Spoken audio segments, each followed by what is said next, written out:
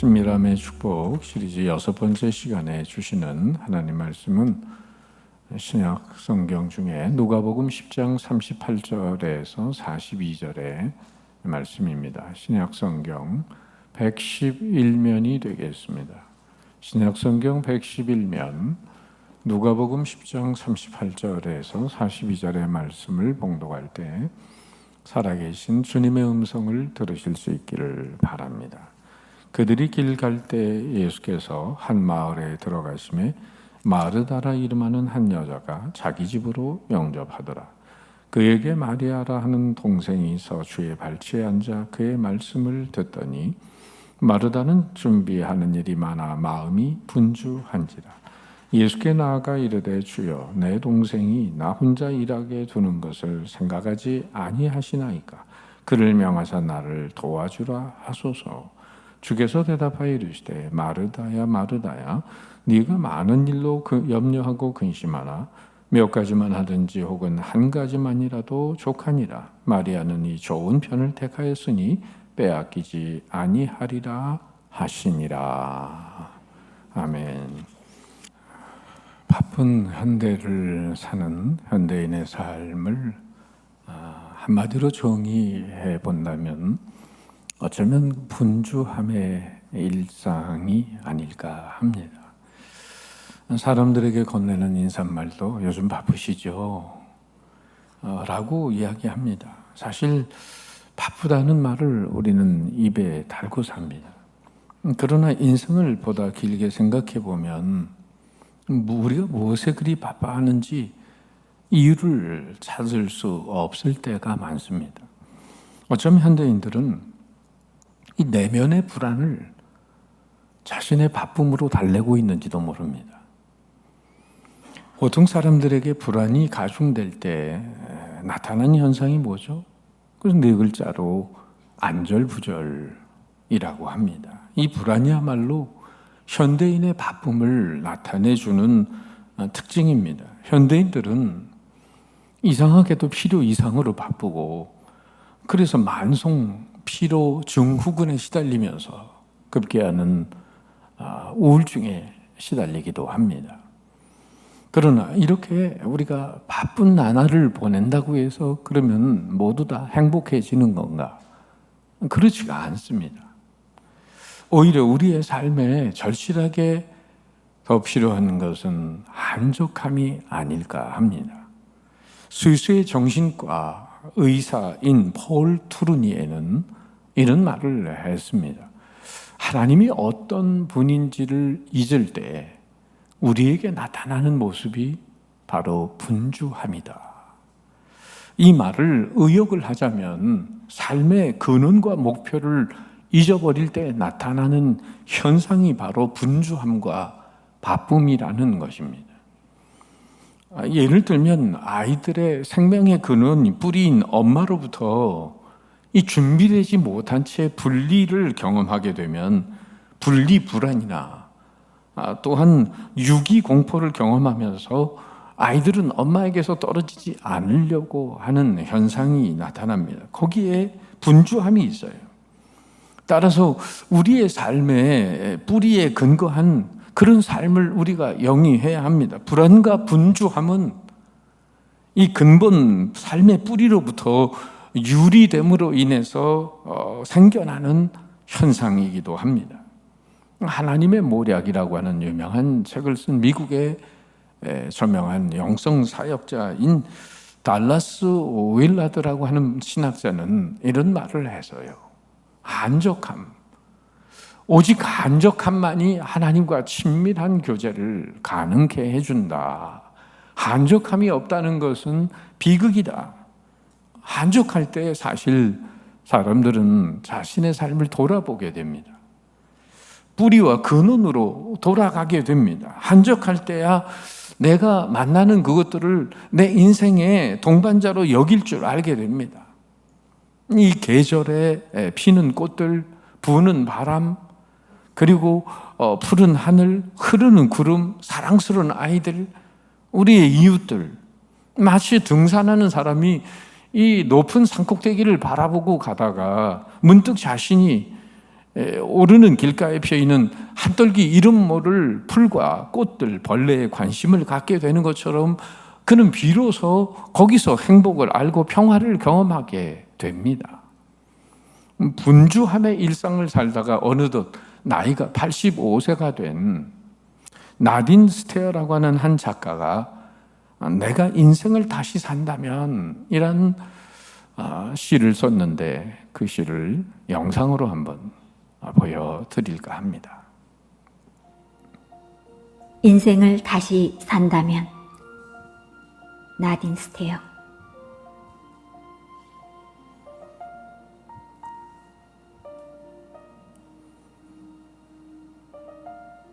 다음번에는 더 많은 실수를 저지르리라. 긴장을 풀고 몸을 부드럽게 하리라. 이번 인생보다 더 우둔해지리라. 가능한 한 매사를 심각하게 생각하지 않을 것이며 보다 많은 기회를 붙잡으리라.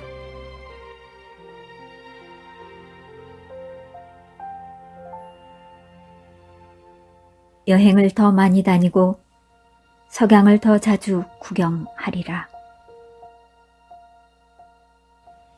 산에도 더욱 자주 가고 강물에서 수영도 많이 하리라. 아이스크림은 많이 먹되 콩요리는 덜 먹으리라. 실제적인 고통은 많이 겪을 것이나 상상 속의 고통은 가능한 한 피하리라. 보라, 나는 시간을 하루하루를 의미 있고 분별 있게 살아온 사람 중에 하나이다.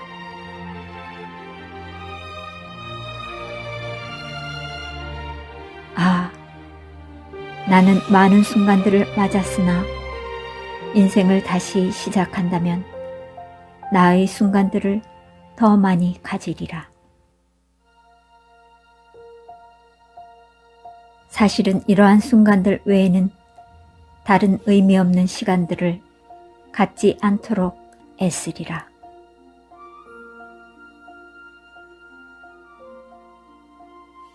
오랜 세월을 앞에 두고 하루하루를 살아가는 대신 이 순간만을 맞으면서 살아가리라.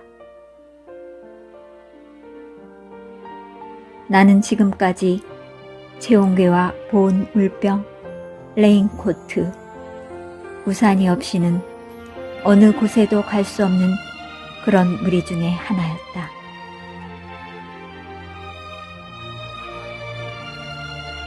이제 인생을 다시 살 수 있다면 이보다 장비를 간편하게 갖추고 여행길에 나서리라.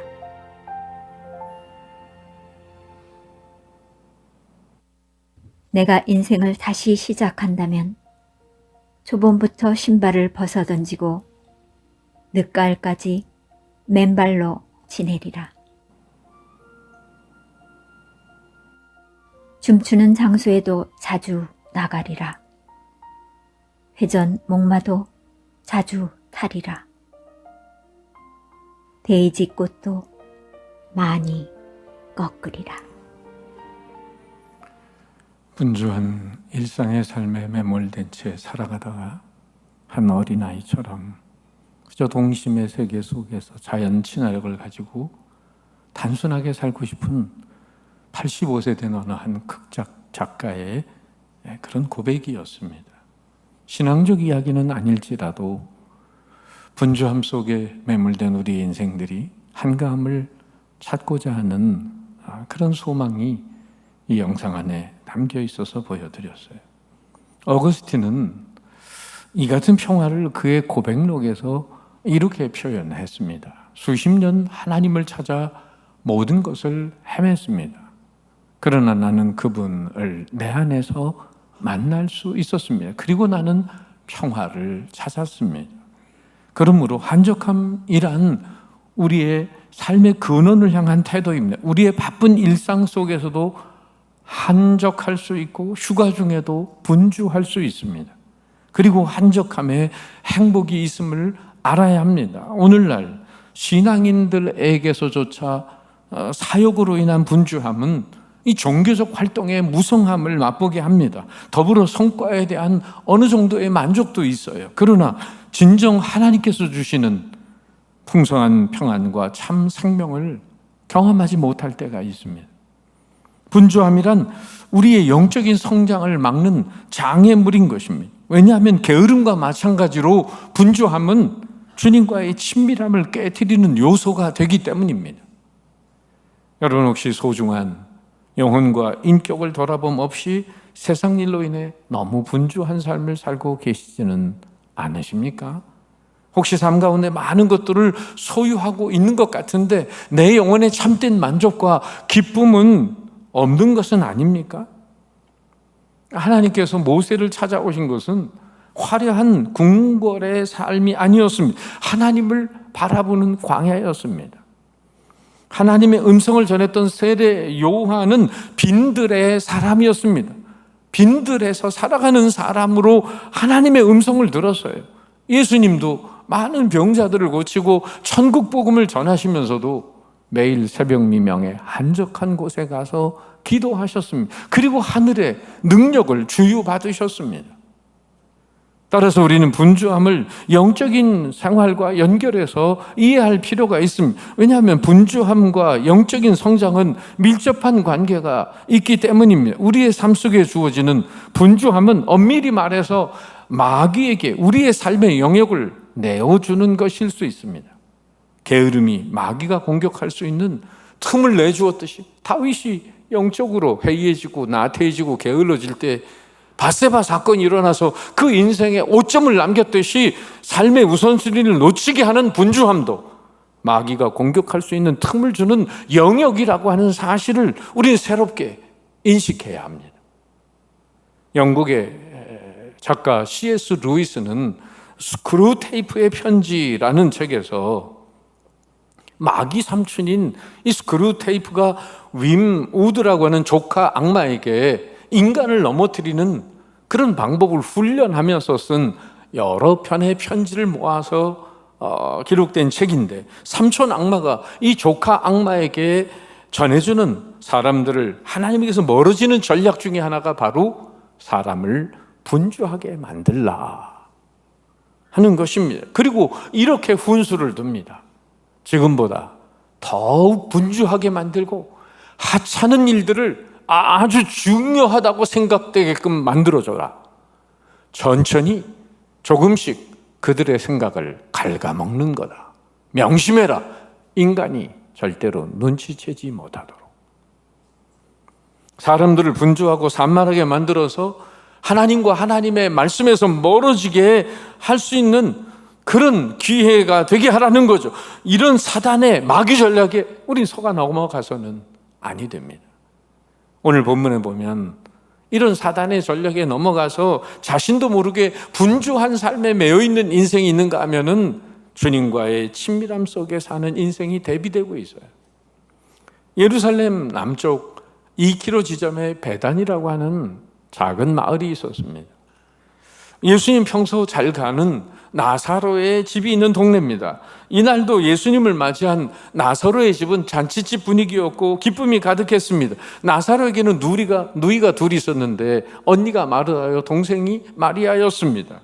부모님이 일찍 돌아가셨기 때문에 삼남매는 존경하는 예수님이 자신네 집을 자주 찾아주는 것을 너무 기쁘게 여겼습니다. 언니인 마르다는 예수님 오시기만 하면 예수님을 대접하기에 준비하는 일이 많아 분주했습니다. 마르다가 부엌에서 분주하게 일을 하고 있을 때 동생 마리아는 예수님의 발 앞에 앉아 말씀을 듣고 있었어요. 여러분, 간혹 명절에 이런 모습이 재현될 수 있죠.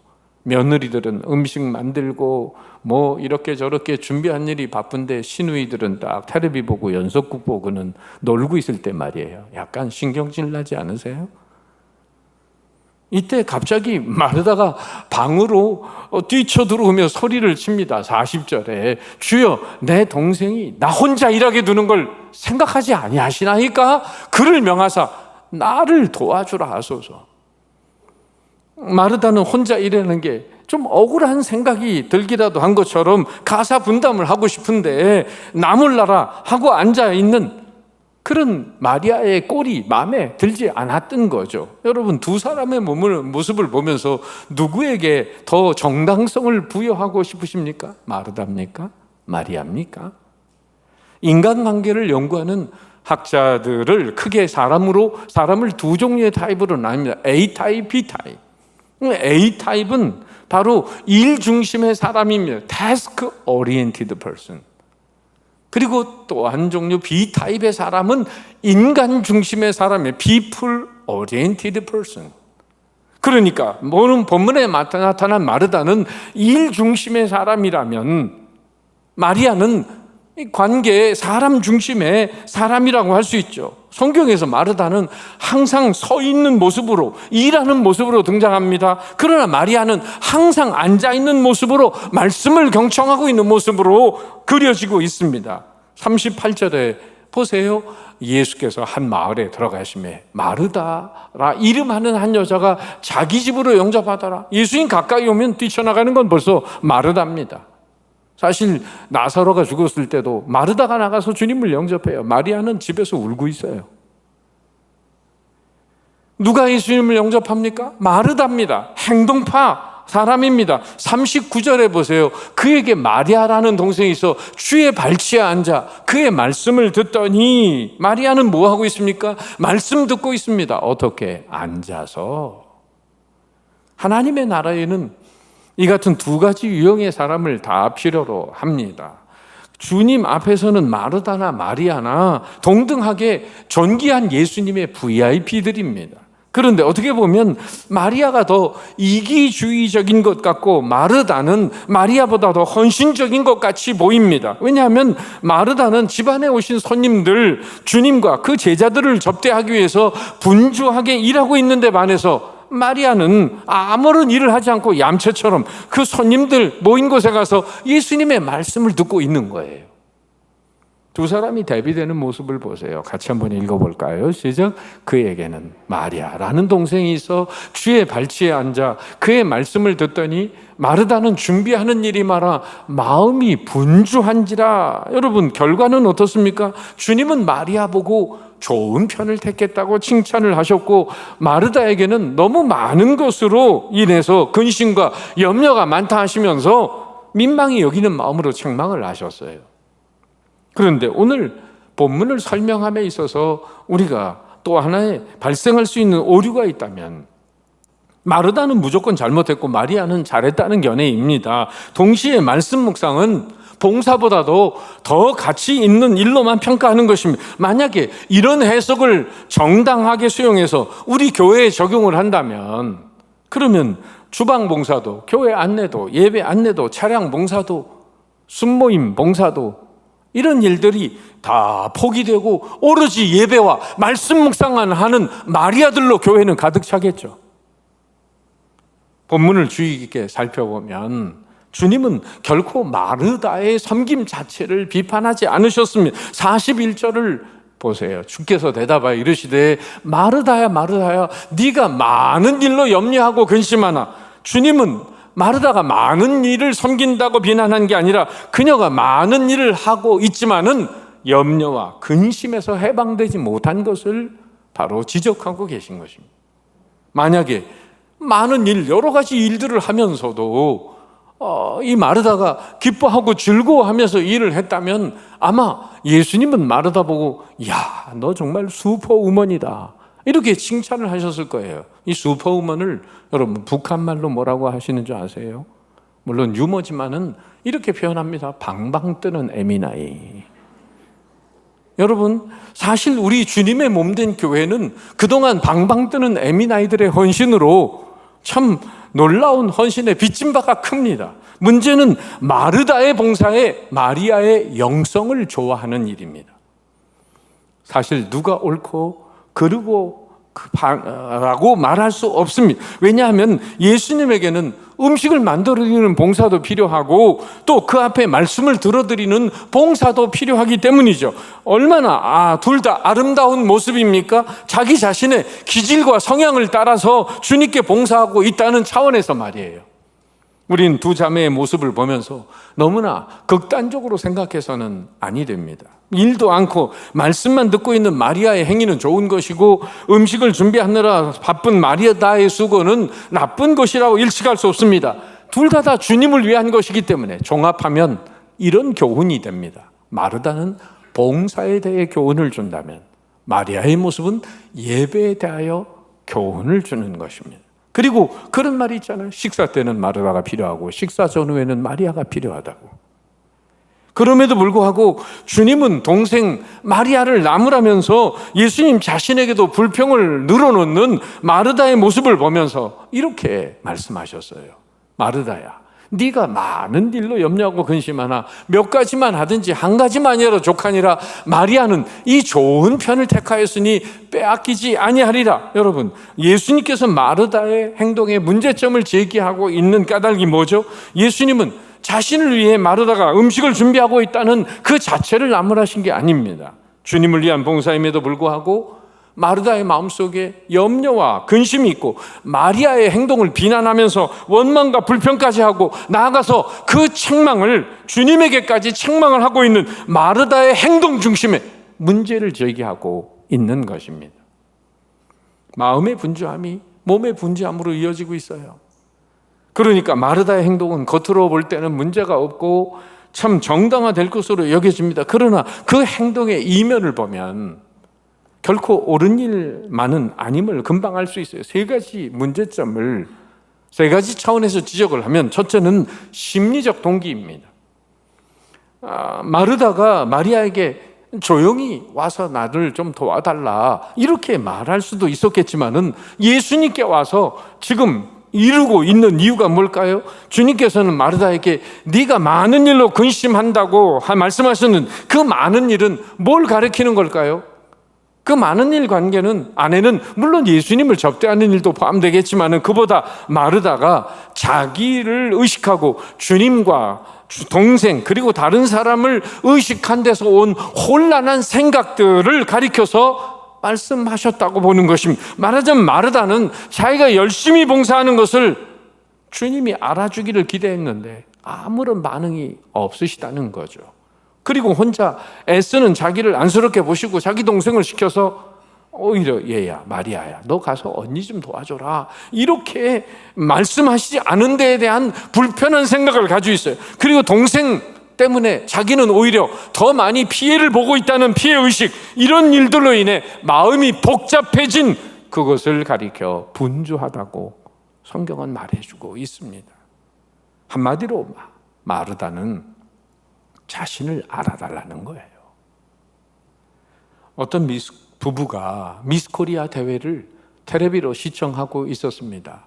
열심히 보다가 아내가 남편에게 질문하는 거예요. 여보, 저 10번처럼 내가 섹시해서 결혼해서 아니면 저 25번처럼 청순해서 결혼했어. 남편이 껄껄 웃으면서 이렇게 얘기했답니다. 그런 당신의 유머 감각에 반해서 결혼했지. 여러분, 어떤 사람은 자신을 알아주지 않으면 아예 일할 의욕이 안 나는 사람이 있어요. 자기를 곧 인정해 달라는 것입니다. 40절에 보면 나라는 단어가 무려 3번이나 나와요. 내 동생, 나 혼자, 나를 도와주라 하소서. 우리의 삶의 문제는 너무나 관심이 내게 집중되길 원하는 이기적인 주관주의에 빠져 있는 것입니다. 두 번째는 신학적인 동기입니다. 사실 마르다는 주님께 이래라 저래라 할 권한이 없습니다. 우리도 중심이 자기 자신에게 있으면 그런 실수를 하게 돼요. 본질이 중심이 되지 않을 때 나타나는 현상이 잘 되면 교만하고 안 되면 조급해진다는 겁니다. 한 학생이 음악 시험을 치르게 되었는데 슈베르트가 지은 숭어라는 곡의 제목이 잘 외워지지가 않았습니다. 한참 외우다 보니 한 가지 생각이 떠올라. 슈베르트 숭어 같은 시옷으로 이어지네 하면서 그렇게 외워뒀는데, 그런데 시험 문제를 받아보니까 슈베르트가 쓴 곡을 묻는 게 아니라 베토벤이 쓴 곡이 뭐냐고 묻는데 도무지 떠오르지가 않고 생각이 안 나요. 그때 외웠던 슈베르트 숭어 같은 시옷으로 연결되니까 정답을 베토벤하고 이렇게 써놨답니다. 베토벤 붕어. 여러분, 방향이 빗나간 열심은 달려갈수록 손해가 됩니다. 예수를 위해 봉사하고자 하는 마음이 간절했던 마리아의 노력은 봉사에 관한 한 우리가 본받을 만합니다. 그러나 마르다의 약점은 모든 일의 중심이 그리스도가 아니라 자기 자신이었다는 사실이죠. 관심의 초점이 그리스도께 있는 게 아니라 자기 자신에게 있었습니다. 진정 예수님이 뭘 좋아하시나, 예수님이 뭘 기뻐하시나, 거기에 초점을 맞추고 있는 게 아니라 자기 스타일로 봉사하고 자기 자랑, 자기를 과시하고 싶었던 것입니다.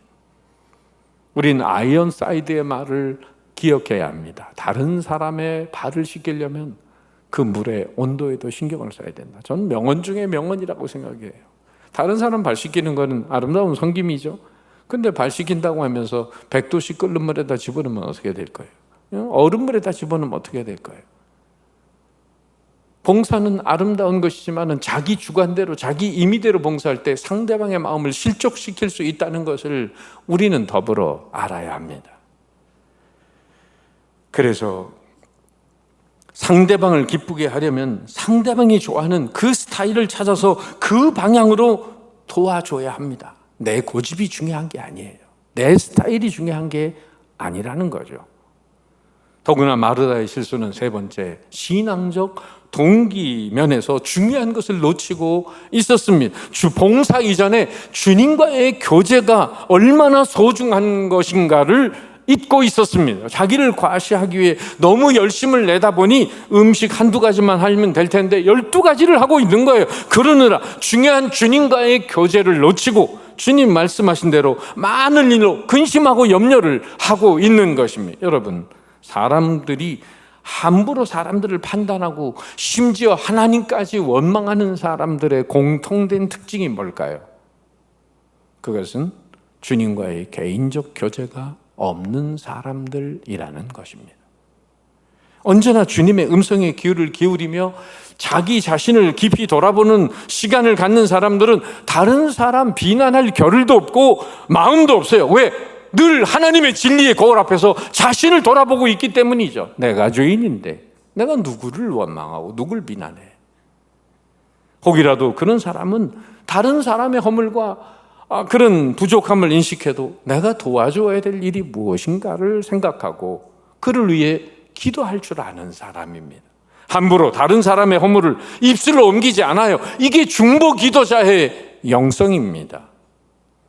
오늘도 말씀 중심의 신앙으로 살지 못하고 일 중심의 신앙으로 사는 사람들은 언제나 마르다 같은 반응을 보이면서 살아갑니다. 외적으로 나타나는 일, 인정받는 일, 내가 아니면 안 된다고 생각하고 하나님보다 사람 앞에 나타나기를 좋아하면서 자신을 하나님 안에 감추어 놓고 있지를 못합니다. 마르다의 봉사 자체가 잘못된 것이 아니라 봉사 이전에 하나님의 말씀을 채우는 일에 우선순위가 잘못되었다고 하는 것입니다. 흔히 두 가지 인간형이 있다고 말하지 않습니까? 하나는 돈키호테로 대표되는 행동형 인간이 있고 햄릿으로 대표되는 사색형 인간이 있습니다. 이렇게 극단적인 이분법으로 사람을 나누는 게 무리하다 싶으면서도 한편으로 일리가 있습니다. 극단적으로 돈키호테는 돌발적이고 충동적인 인간형입니다. 그리고 햄릿은 어떻게 해야 할지 모르는 결정을 하지 못하는 우유부단한 사색형입니다. 우리는 두 극단 사이에 어느 위치에 있을 것입니다. 그렇게 본다면 오늘 말씀에 나오는 마리아는 사색형 인간이라고 할 수 있고 마르다는 행동형 인간이라고 할 수 있습니다. 문제는 오늘날 도시화된 문화가 사색형 인간보다는 행동형 인간을 더 찾고 있다는 거죠. 우리의 쫓기는 삶 자체가 뭔지 깊이 생각하는 여유를 갖지 못하게 합니다. 오래전에 봤던 책 중에 조안나 위버라는 여인이 쓴 마르다의 세상에서 마리아의 마음 읽기라는 그런 책에서 그녀는 이렇게 말합니다. 우리는 성과 중심의 삶에서 관계 중심의 삶의 방향으로 바뀌어야 합니다. 여러분, 오늘 내 삶 속에 피곤함이 있고 마르다처럼 마음속에 염려와 근심이 있습니까? 바쁘고 분주한 것 같은데 왠지 마음속에 기쁨이 없어요. 열매도 없습니다. 빨리 지쳐버림. 이유는 다른 데 있지 않아요. 바로 하나님의 말씀에 에너지를 채우는 일에 소홀함이 있기 때문입니다. 이사야 40장 31절에 하나님은 이렇게 말씀하시죠. 우리 다 같이 읽어보죠. 시작. 오직 여호와를 앙망하는 자는 새 힘을 얻으리니 독수리가 날개치며 올라감과 들 것이요 다른 박질하여도 곤배하지 아니하겠고 걸어가도 피곤하지 아니하리로다. 그렇다면 마르다에게 책망을 받은 마리아가 오히려 좋은 편을 택하였다고 주님께 칭찬받은 까닭은 무엇일까요? 오늘 설교 제목에 잇대어서 한 문장으로 말씀드리면 일의 분주함보다 주님과의 친밀함을 먼저 선택했기 때문입니다. 우선순위가 분명했던 거죠. 마리아는 육적이며 일시적인 것보다 영적이며 영원한 것, 신령한 것에 더 가치를 두었던 것입니다. 세상 일보다 영적인 일에 더 관심을 가진 거예요. 마르다는 빼앗기는 세상 편에 있었다면 마리아는 빼앗기지 않는 진리 편에 있었습니다. 주님은 바로 이 같은 마리아의 선택을 좋은 편을 선택했다고 칭찬해 준 것입니다. 세들백 교회 담임이자 또 목적이 이끄는 삶, 목적이 이끄는 교회의 저자인 릭 워렌 목사님은 하나님과의 친밀함을 넘치도록 누리는 방법이라는 그런 아티클에서, 칼럼에서 이런 얘기를 하셨습니다. 신앙인들이 하나님과 친밀하고 풍성한 교제를 나눌 수 있는 세 가지 방법을 T자 들어가는 단어, 세 단어로 이렇게 요약했어요. Time, Talk, Trust. 바로 우리가 누군가와 친해지려면은 여러분, 그 사람과 시간을 내야 돼요. 그리고 그 사람과 점점 대화가 깊어져야 돼요. 그리고 그런 대화가 깊어지면서 서로 간에 신뢰가 쌓여야 합니다. 그러면 하나님과 친밀해지기 위해서는 어떻게 해야 됩니까? 여러분, 하나님께 시간을 내셔야 합니다. 그리고 하나님과 깊은 대화를 나눌 수 있는 기도의 깊이가 있어야 합니다. 그리고 하나님을 철저히 신뢰하고 의지하는 믿음이 따라오면 되는 것입니다. 마찬가지로 하나님과 친밀하기 위해서 주님과 만나는 시간을 내고 기도로 대화하고 삶의 문제를 믿고 맡기면서 살아가야 하지 않겠습니까? 여러분, 마르다처럼 일의 분주함보다 마리아처럼 주님과의 친밀함 안에 살아갈 때 우리에게 주어지는 세 가지 축복이 있습니다. 뭘까요? 첫째는 매너리즘에 빠지지 않고 늘 사랑의 열정을 가지고 삽니다. 말씀드린 적이 있습니다. 간호사가 환자를 돌보다가 그 청년 환자하고 눈이 맞아서 사랑이 싹텄다고 한다면 그때부터 그 간호사가 환자를 돌보는 것은 일이 아니라 놀이가 된다고 말씀드렸어요. 문제는 매너리즘에 빠지지 않고 열정을 가지고 살아가게 되는 거죠. 두 번째는 남을 정죄하고 비판하기보다는 오히려 칭찬하고 격려하며 살게 되는 거예요. 세 번째는 죄의 유혹을 이기는 정도가 아니라 어둠의 권세를 이기며 살아가는 것입니다. 오늘 우리 그리스도인들의 정체성은 바로 신랑 되신 그리스도의 신부가 된다는 사실을 믿으십니까? 사탄은 신랑 되신 예수님과의 친밀함 없이 그저 마르다처럼 그 분주함에 빠져있는 사역자들을 비웃을지 모릅니다. 그러나 왕과의 친밀함 안에서 그 보좌 앞에 나가 민족의 문제를 해결했던 에스더나, 주님의 발 앞에 앉아 주님의 음성을 귀를 기울였던 마리아처럼 친밀감 안에 거하는 자들을 사탄은 가장 위협적인 존재로 여기고 있는 것입니다. 왜냐하면 주님과의 사랑의 깊은 교제와 연합의 친밀감은 하나님의 근육을 움직이는 원동력이요 천국 발전소의 스위치를 누르는 시간이 되기 때문입니다. 여러분, 문제 해결에 초점을 맞추기보다 문제 해결의 원인 되시는 주님과의 친밀함 안에 거하는 것이 우리 신앙인들의 목표가 되시기를 바랍니다. 세상 일의 분주함인가? 주님과의 친밀함인가? 선택은 여러분에게 달려 있습니다. 기도하겠습니다.